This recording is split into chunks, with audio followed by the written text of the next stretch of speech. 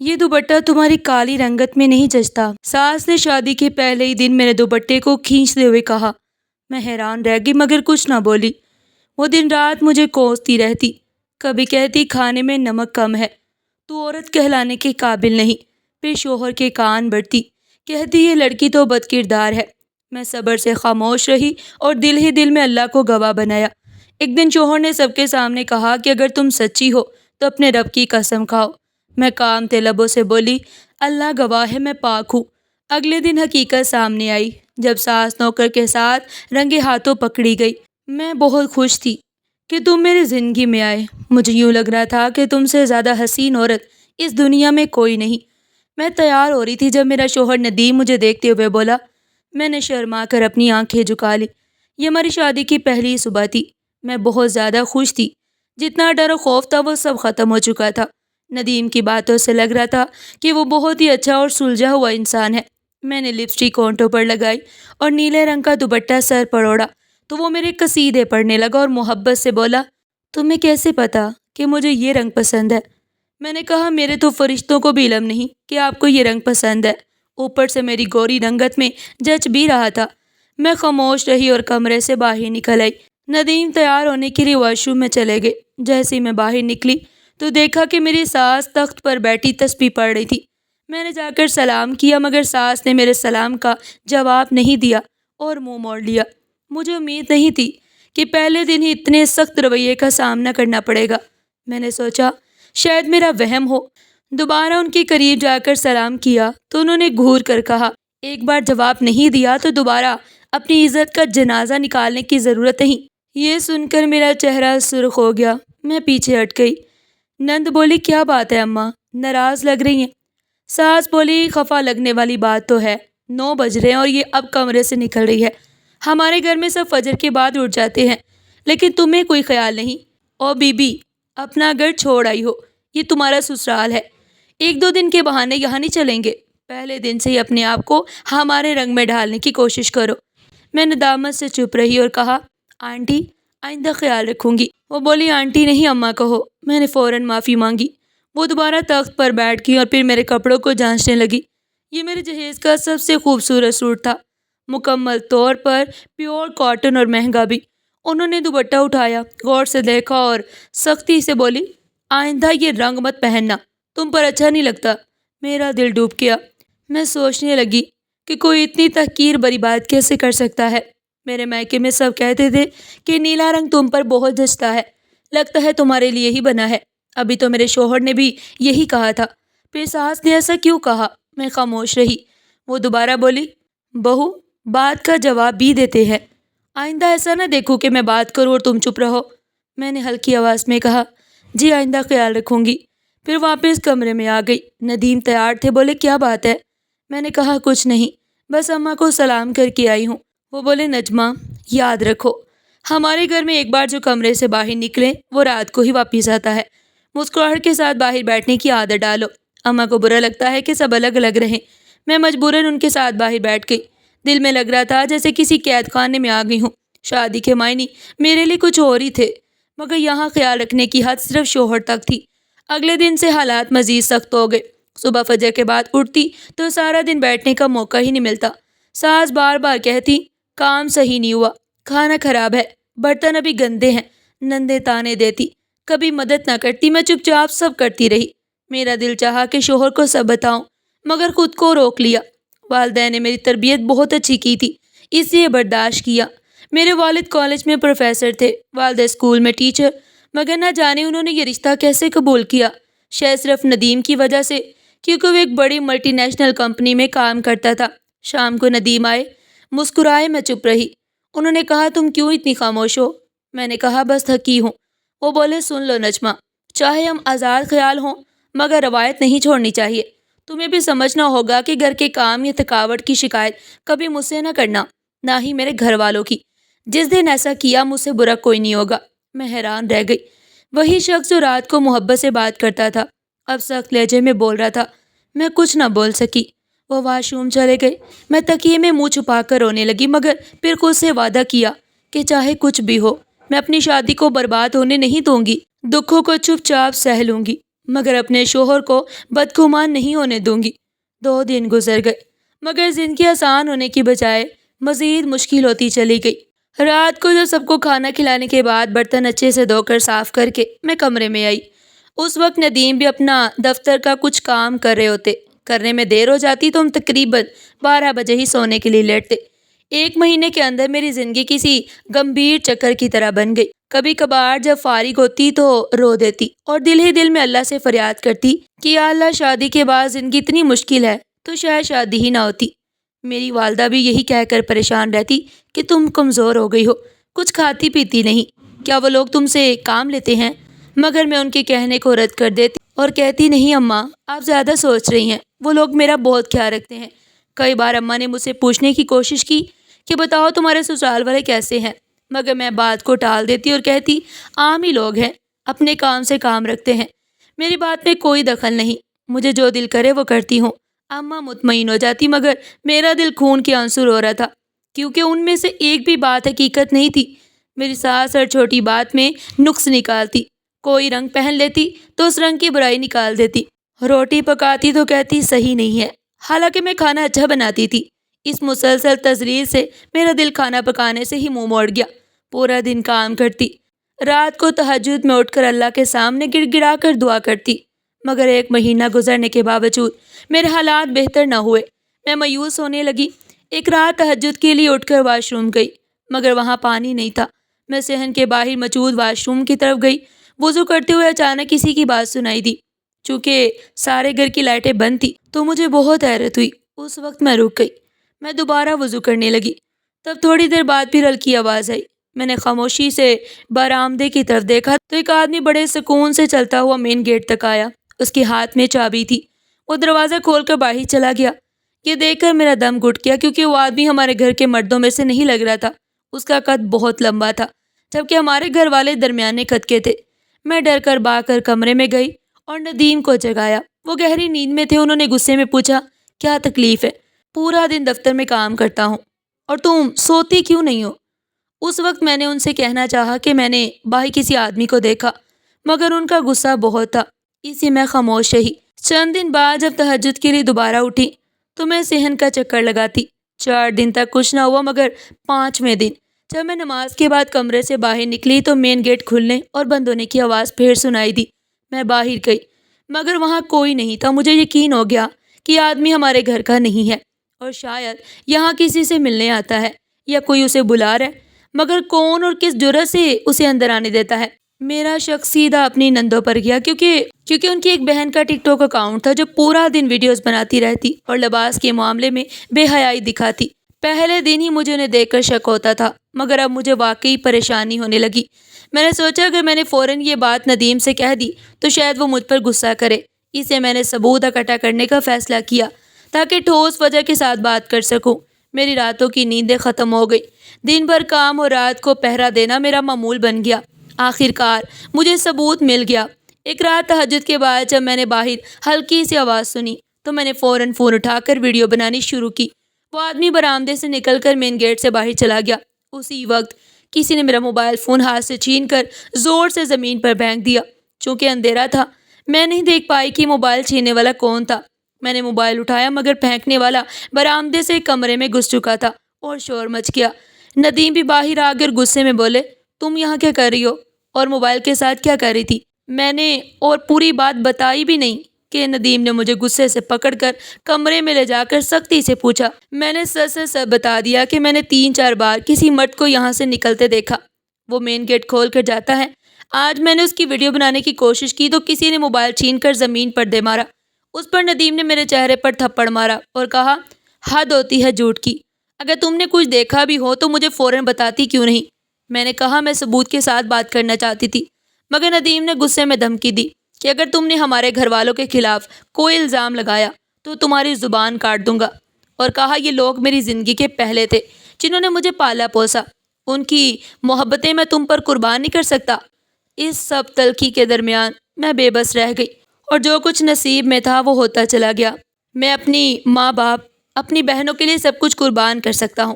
اب یہ تمہارے ہاتھ میں ہے کہ تم ہمارے رشتے کو بچانے کی کوشش کرتی ہو یا نہیں۔ ویسے بھی پہلے ہی دن میں تمہیں بتا چکا ہوں کہ اپنے گھر والوں کے خلاف میں ایک بات بھی نہیں سنوں گا۔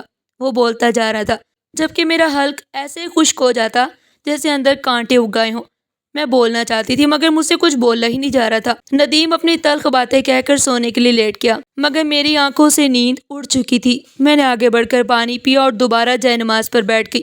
ابھی میں نے نماز شروع ہی کی تھی کہ وہ سخت لہجے میں بولا، یہ عبادت کرنے کا ڈھونگ میرے سامنے رچانے کی ضرورت نہیں، کاش میں تمہیں پہلے ہی سمجھ جاتا۔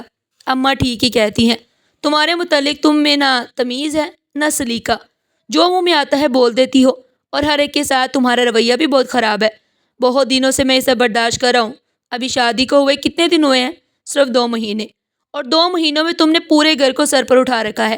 وہ باتیں کرتا جا رہا تھا اور مجھے یقین نہیں آ رہا تھا کہ وہ سب میری ساس کی باتوں پر یقین کر بیٹھا ہے۔ میری ساس تو ہر وقت مجھ پر الزام لگاتی رہتی تھی مگر میں نے کبھی ان کی باتیں ندیم سے نہیں کی کیونکہ اس نے خود منع کیا تھا۔ مجھے بہت دکھ ہو رہا تھا۔ میں نے چپ چاپ نماز ختم کی اور بیڈ پر جا کر لیٹ گئی۔ ندیم تو پل بھر میں سو گیا مگر میری آنکھوں سے نیند کوسوں دور تھی اور آنسو بہتے ہی جا رہے تھے۔ میں نے اللہ سے دعا کی، اللہ کب وہ دن آئے گا جب میری سچائی سامنے آئے گی، جب میرا شوہر میری قربانیوں کو سمجھے گا۔ میرے مالک، میں مایوس ہو رہی ہوں، مجھے مایوس مت ہونے دینا، میرا بھروسہ صرف تیری ذات پر ہے۔ میں بہت روئی، اتنا روئی کہ فجر کی نماز تک سو گئی۔ جب آنکھ کھلی تو دروازے پر زور زور سے دستک ہو رہی تھی۔ میں گھبرا کے اٹھی۔ ندیم نے جا کر دروازہ کھولا تو ساس غصے سے چلاتے ہوئے بولی، اپنی بیوی کو کہو اگر ہمارے گھر میں نہیں رہنا چاہتی تو اپنے میکے چلی جائے، ہمیں بھی اس کی کوئی ضرورت نہیں۔ پتہ بھی ہے فجر کے بعد میں چائے پیتی ہوں مگر دیکھ لو 7 بج گئے ہیں اور یہ مہارانی ابھی تک سو رہی ہے۔ ندیم نے مجھے دیکھا تو میں نے فوراً معافی مانگی اور کہا میں ابھی چائے بناتی ہوں۔ میں فوراً کچن میں گئی مگر ساس پیچھے سے میرے شوہر کو جانے کیا کچھ کہتی جا رہی تھی۔ جب میں چائے لے کر آئی تو اونچی آواز میں بول رہی تھی، رات کو اٹھ کے باہر کیوں گئی تھی؟ مجھے تو شک ہے یہ کسی چکر میں ہے۔ میں دروازے میں کھڑی تھی اور ساس میری طرف اشارہ کر کے الزامات لگا رہی تھی۔ میں نے نفی میں سر ہلایا مگر اس سے پہلے کہ کچھ کہتی ندیم نے ہاتھ اٹھا کر مجھے خاموش کرا دیا اور بولا، خبردار جو منہ سے ایک لفظ بھی نکالا، ماں کے سامنے چائے رکھو، یہاں سے دفع ہو جاؤ۔ میں نے چائے رکھی اور واپس کچن میں چلی گئی۔ میں بہت روئی مگر میرا رونا سننے والا کوئی نہیں تھا۔ اس دن کے بعد میری زندگی مزید مشکل ہو گئی۔ ساس ہر ایک کے سامنے میری کردار کشی کرنے لگی۔ کبھی کہتی یہ راتوں کو باہر جاتی ہے، کبھی کہتی یہ محلے کے لڑکوں سے باتیں کرتی ہے۔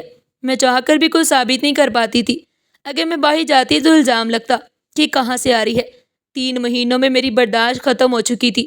میں نے دل میں ٹھان لیا کہ اگر کبھی موقع ملا تو میں ساری حقیقت اپنے والدین کو بتاؤں گی، لیکن موقع ہی نہیں ملتا تھا کیونکہ مجھے اکیلا کہیں جانے ہی نہیں دیا جاتا تھا۔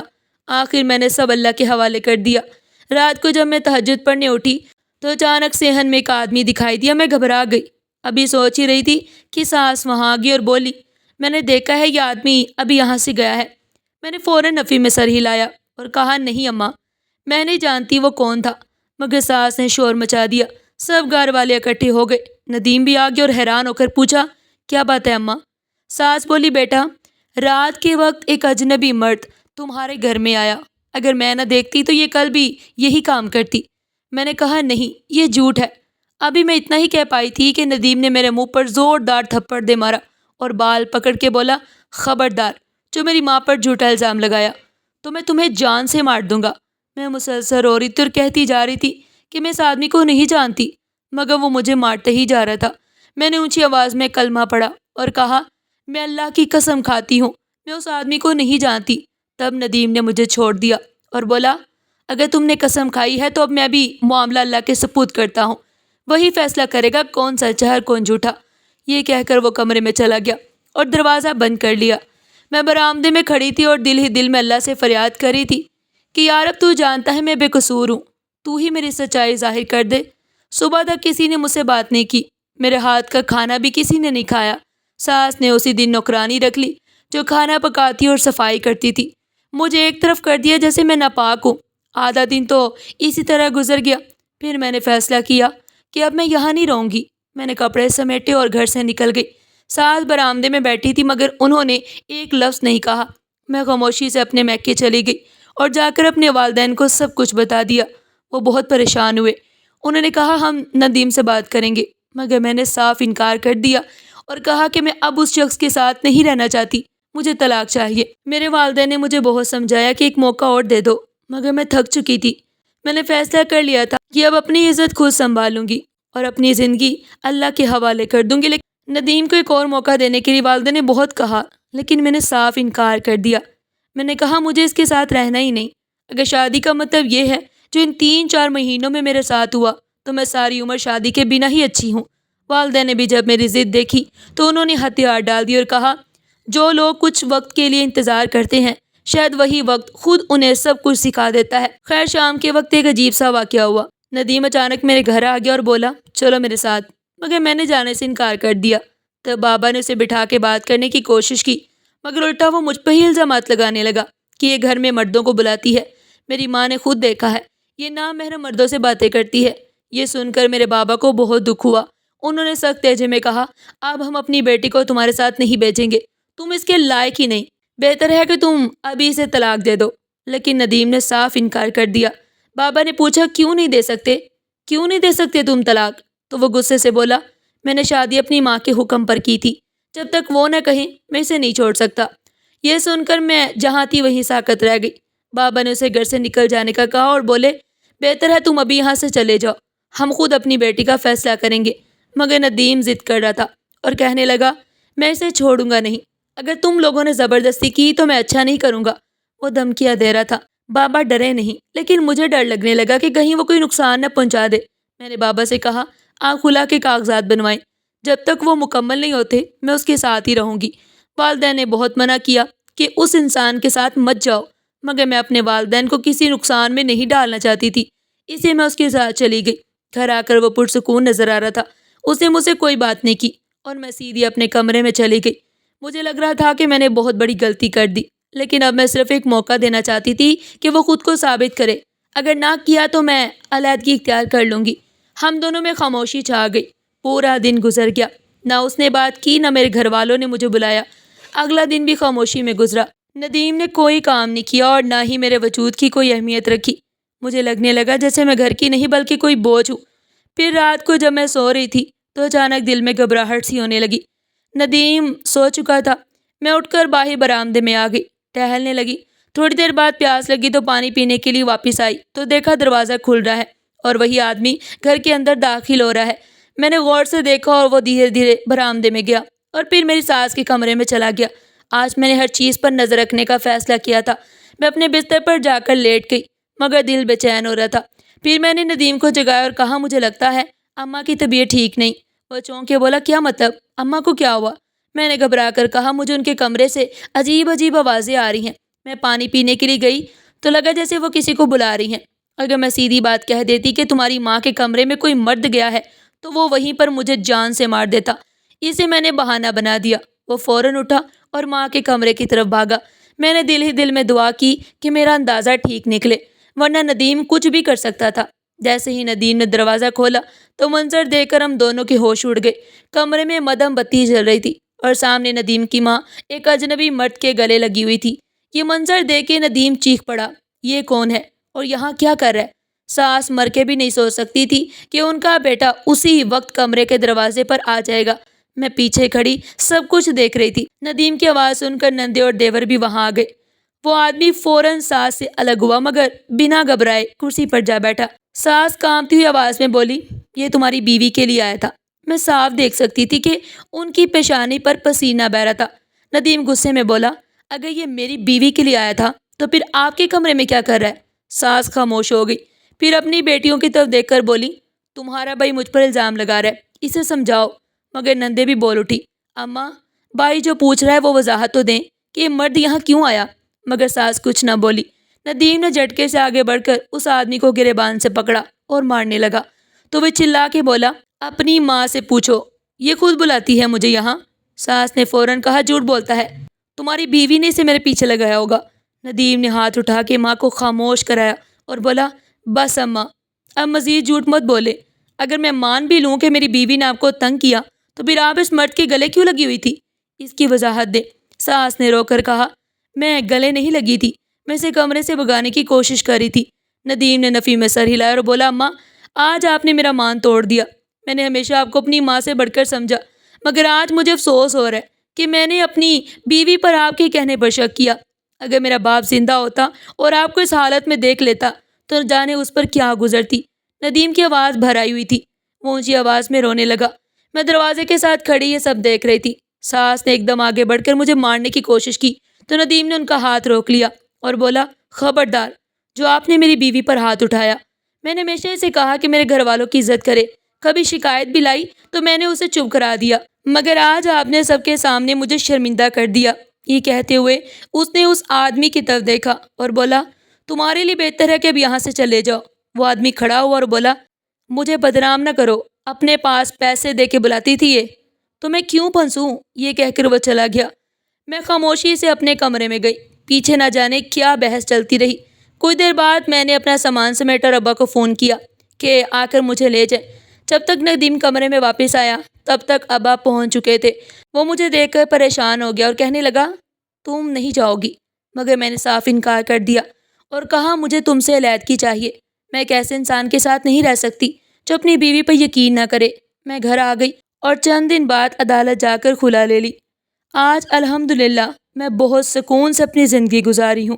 ناظرین، آپ کو آج کی یہ کہانی کیسی لگی؟ کمنٹ سیکشن میں اپنی قیمتی رائے کا اظہار ضرور کیجیے گا، اور اس طرح کی مزید سبق آموز کہانیاں سننے کے لیے ہمارے چینل ایڈیو پن پوائنٹ کو ضرور سبسکرائب کریں۔ کل ملیں گے ایک نئی کہانی کے ساتھ، تب تک کے لیے اللہ حافظ۔